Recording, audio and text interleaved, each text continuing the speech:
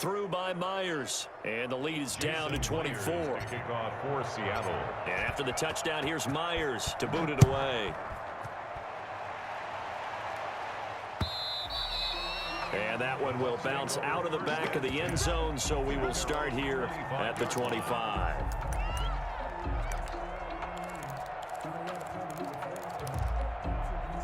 The Tampa offense ready to get their drive started. Still operating with a comfortable lead despite the score a moment ago as they begin 1st and 10.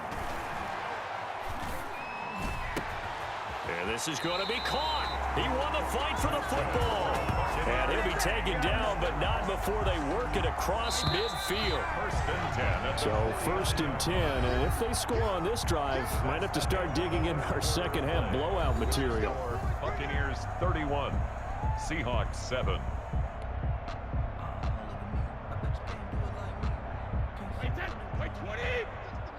Let's go, D, tighten up. Let's go, D, tighten up. Right, 36. Line 72. Let him know how to work. To throw, it's Brady. And that is incomplete. He couldn't hold on through the contact. Brings up 2nd down. Normally you think the tight end's going to be able to catch the football and handle that contact, but in this case, maybe a little too much target to hit. That one was timed well. Incomplete. Looking back to the air on 2nd down, it's Brady. Toward the center of the field, but it's incomplete. The linebacker, Bobby Wagner, able to get back in coverage and knock it free.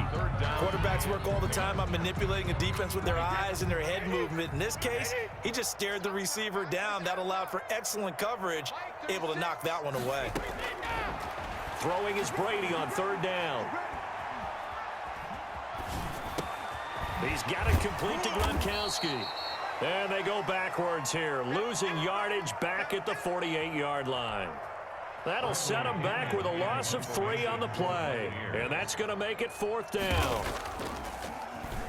The punt team on now as Pinion sends this one away. And a bit of a mistake there. This is well into the end zone for a touchback. Their own 20-yard line. Coming to the line here to begin their next drive, the Seahawks offense. Even though they were able to force the punt defensively, still a big hole to climb out of, especially at this late stage of the contest. Throwing here to start the drive as they connect left side. And they're going to get this beyond the 40 before he's taken down. 23 yards, the final tally. You cannot write these guys off just yet, not with a quarterback like that under center. You mean it actually crossed your mind with him running the team that you could actually maybe write this game off? Not yet. Not a chance. Not with him. We've seen it too many times. There's a ball thrown right side and complete. And he is out of bounds inside the 35. It's another 1st down as they bite off 23 more on that one. Back-to-back good plays have them on the move on 1st down.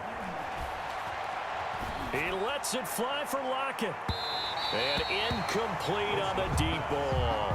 Tyler Lockett was the target there. And it's 2nd down. From the 34, they'll come to the line on 2nd and 10. To throw again. Wilson steps away to his left. He'll run it. He's going to go out of bounds, but he takes this one down just shy of the 20. The rushing numbers for Wilson maybe down from earlier in his career, but he's still a threat to go, showing it there, picking up the 1st down.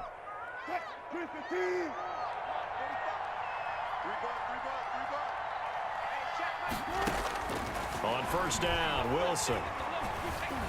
Buying time to his left. And he'll toss this one incomplete. Seeing no options, he throws it away.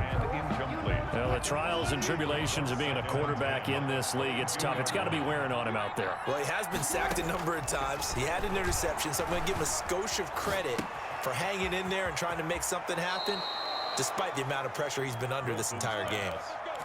The Seahawks moving pretty well through the air. Another 1st down. At the 8-yard line.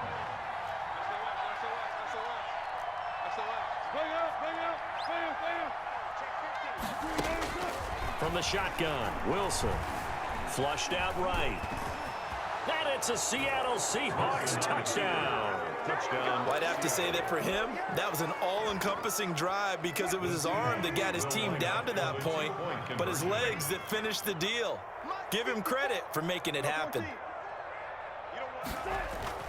Here's Wilson. He's got it. So they convert the two. That keeps their slim hopes alive as we're back to a two-score game. Seahawks 15. And after the touchdown, here's Myers to boot it away. Taken about 7 yards deep. The Bucs take over 1st and 10 at their own 25-yard line. The Bucs offense set to begin their next possession. If they can score here, they have a chance to make this a 3-possession game and all but put things to bed.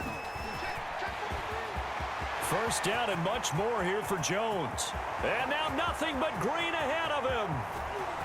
And finally taken down at the 4-yard line. A big run there by Jones. 71 yards.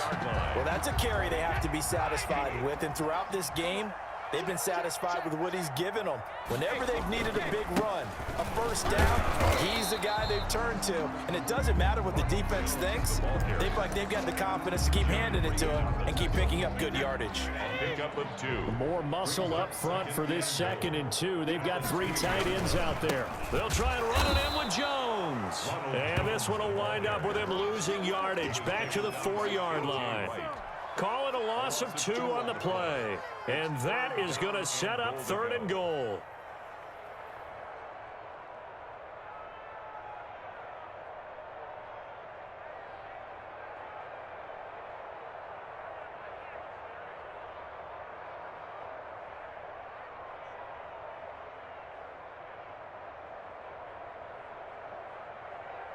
Wait, 380.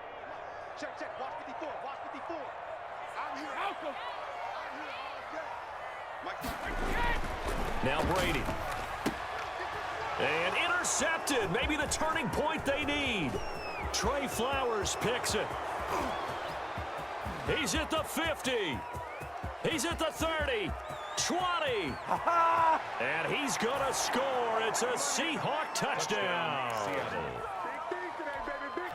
Well, don't change that channel just yet. This one may have gotten a bit more interesting. Put down the remote, put down the clicker. This one looked like it was over. It looked like they were ready to seal the deal. But in doing so, by pitching it around a little bit, it cost them. We could have a great finish.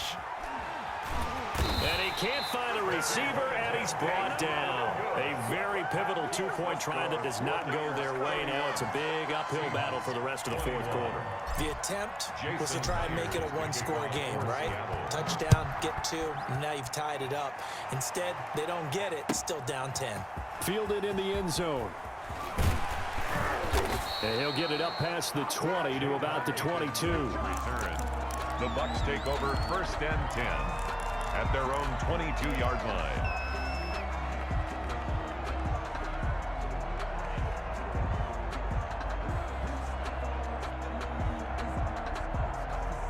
The Tampa offense ready to get their drive started. And following the pick 6, and they had decent field position in throwing that pick 6. We'll see how they attack this drive. And I think all you say to your guy is, listen, let's just take care of the football a little bit better. Make some better decisions on this drive, and they'll probably help him a little bit with maybe some really high percentage throws early to let him get settled back in. But they told him, and they told us, they've got confidence. That's not a problem. Yeah, not a problem at all. They just want to make sure they get things settled down a little bit for their offense and give their defense a little bit of a chance to rest. So it's Buccaneer football as we welcome you back. And no doubt what they're looking to do is just salt away the final couple of minutes and escape with a win. And now a throw here secured by his running back out of the backfield. 5 yards. Now it's 3rd and 5. The last play on the completion got him half of what they needed. Now here's a tough 3rd and 5. This into the hands of his running back, Ronald Jones.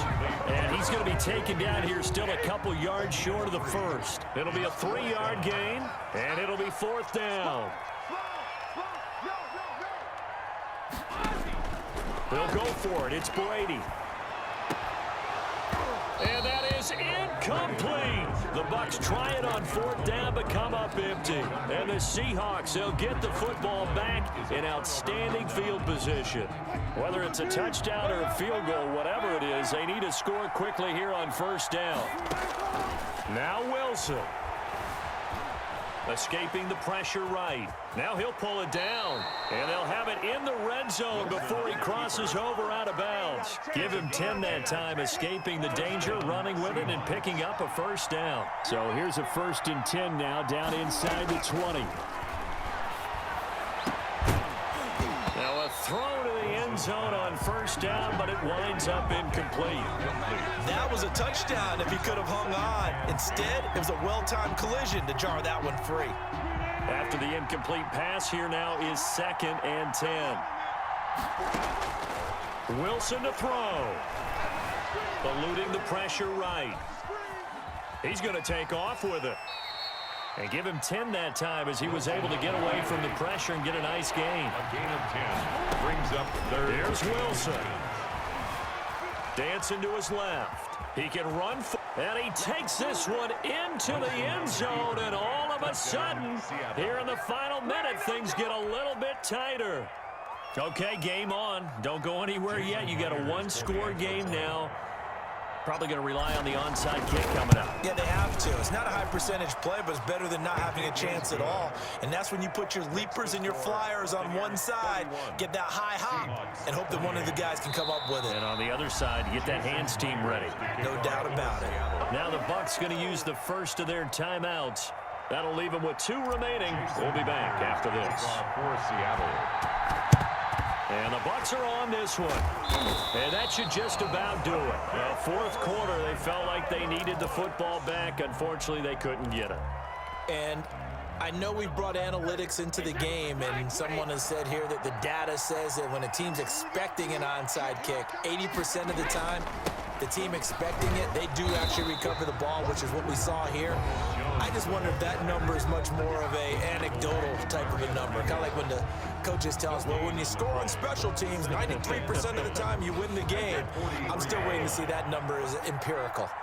Another running situation on the doorstep as they come up 2nd and 10. They'll go again to Jones. And he's going to have to protect the football and take his lumps here at this stage of the game as they stop him behind the line.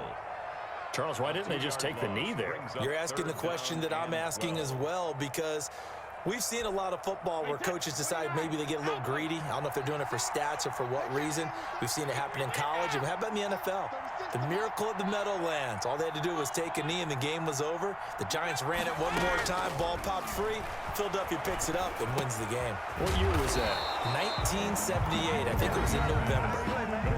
Now the Seahawks forced to use their 3rd and final timeout as they get it with 16 seconds remaining on the clock. Here's Bradley Pinion now as he'll punt it away for the 2nd time.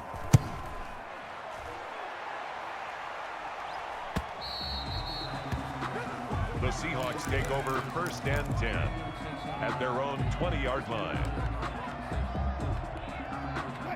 Coming to the line here to begin their next drive, the Seahawks offense. So you're right there, but obviously the clock is not your friend. How do you handle this situation? You're thinking 2 plays. One, to get yourself in position. It's caught inside the 25.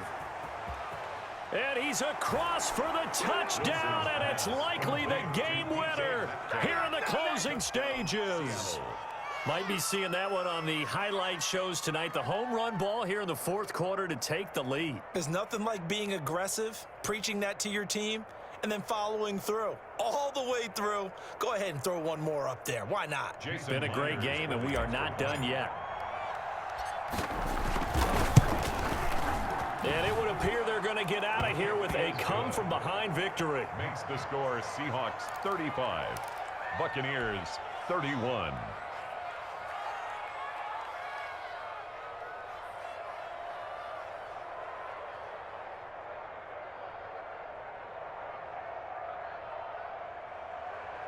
Jason Myers to kick off for Seattle. And after the touchdown, here's Myers to boot it away. An incredibly short kick fielded way up there. today's final. Well, Charles, this one's going to be hard to digest. You take the lead into the fourth quarter, lose that lead. Maybe they felt like they let this